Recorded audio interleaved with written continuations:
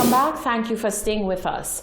The Pharmaceutical Association of St. Lucia is urging all members of the public to take note of new emergency guidelines for pharmacies.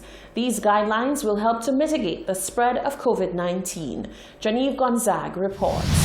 The Pharmaceutical Association of St. Lucia is one of the many associations who have put out a set amount of procedures to be followed by their members and the public to help minimize the spread of COVID-19. All pharmacies are now guided by these protocols. People with respiratory conditions are not allowed to come in to any general pharmacy. They must visit the designated respiratory clinics for assistance. No more than 3 clients are allowed for pharmacy services at any one time. Clients should adhere to social distancing rules and keep at least 1 meter or 3 feet apart. President of the Pharmaceutical Association of St. Lucia, Astrid Mondesi, outlined other new guidelines. It allows pharmacists to dispense a 30-day supply of essential medicines for chronic conditions in cases where the pharmacist cannot reach the physician for refill authorization. The patient must have a prescription on file at the pharmacy or a prescription in hand. This does not authorize prescriptions for controlled substances. The patients are asked to use the available services offered by some pharmacies, that is WhatsApp and drop-off. Mondesi assures the public that the association has the best interest of the public and its members at heart. The association is also closely monitoring the COVID-19 situation and is guided by information given out by the Ministry of Health. Reporting for Hot 7 News, I am Genevieve Gonzague. Independent Senator Adrian Auger notes that exceptional powers have been given to the executive, powers that would normally be illegal and an infringement on human rights. While he agrees that these are exceptional times that require decisive action, he cautions the government not to abuse the power that is temporarily being granted and to not betray the trust of the people. Economist, cultural activist, and independent Senator Adrian Auger says he understands that the office of the Prime Minister needs the power to do exceptional things in exceptional times, which is during the COVID-19 crisis. However, he says it must not be lost on citizens that they have voluntarily surrendered their rights to the executive through the Parliament in good faith that the executive will act in the interest of the greater good of all citizens. The powers are being given so that the government can act in the public good, in the public interest, quickly, decisively, and strategically. The powers that we are granting here today are normally illegal. They are normally unconstitutional. They are contrary to the normal law of the land because they infringe on personal rights and freedoms which are otherwise protected in the Constitution. So what is happening here is that the citizens of this country, speaking through their representatives, are giving exceptional powers and are surrendering their rights and privileges to the executive. Senator Auger called on the government to ensure that the powers granted are duly exercised. I would like to ask that to those persons who we are giving exceptional power and who will have minute by minute and day-to-day judgments to be made in response to crises, please do not betray the trust of the people, which today is being reposed in you. Do not abuse the power which is being lent temporarily to you, because the power of the people is supreme.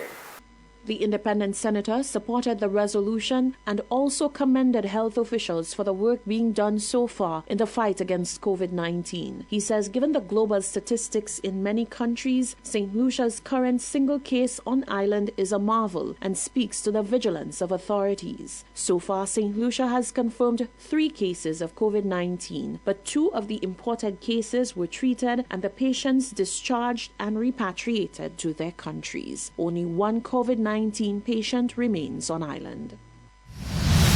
During the Tuesday, 24th March emergency sitting of Parliament, Castries South MP Dr. Ernest Hilaire questioned the government on the decision taken to issue a state of emergency at such an early stage in St. Lucia's battle with COVID-19.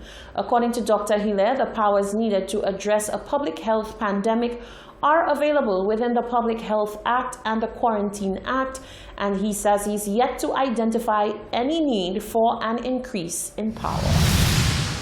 As he assessed the move by government to declare a state of emergency at this time, Castries South MP Dr. Ernest Hilaire urged the authorities to act with transparency and accountability, having been awarded the ability to act beyond the Public Health Act and the Quarantine Act. We have said, and the leader of the opposition said it, that there is a strong body of opinion that we do not need a state of emergency. Dr. Hilaire stated that though there are differing opinions, the SLP will refrain from any political agenda at this time. Instead, the government will be given ample space to make decisions moving forward, while the opposition remains vigilant to ensure that there is no abuse of power. We don't agree with everything the government is doing, but we do not believe at this time we should be sending signals of political fighting and partisan fighting in the House. We are giving the government all the space to pursue its course of action as best as it sees. And although we may not be in support, or we may not be in agreement, we are not going to engage in a political fight. The state of emergency came into effect on March 23, 2020, as part of the island's measures in addressing and dealing with the COVID-19 pandemic. For 7 News, I am Jacques Wooding. Minister for Health Mary Isaac, in her address, urged the government and the opposition to continue working together for the good of the nation during the global COVID-19 pandemic. She urges the public to act responsibly and follow all advisories to ensure their own safety. Senator Mary Isaac, during her address to the Senate on Tuesday, the 24th of March, reiterated the need for granting the Prime Minister sweeping emergency powers to effectively address the COVID-19 threat. Isaac says many of the issues arising, such as absconding from quarantine or need for a curfew, require the right legislation to be put in place to be tackled head-on. We must guard each other. We must ensure that those persons who escaped quarantine, those persons who are coming to our borders illegally, that those persons are reported to the authorities, Madam President, and that we need to ensure that the authorities get hold of these persons and these persons return to quarantine. The senator says that all advisories, such as the mandatory quarantine, become law. She reiterated the need for the entire population to practice social distancing at this time. I cannot emphasize more how important it is for us to practice social distancing. And this resolution speaks to that, Madam President. As you can see in this very House, we have maintained that practice from the lower house and now in the upper house this morning. And we need our entire population to continue to practice social distancing. It is not something that is going to come easy, Madam President, because we are people that like to express a lot of love and affection for each other. And I know that maybe that is why it has spread so badly in countries like Italy, where people are always hugging and kissing and so on.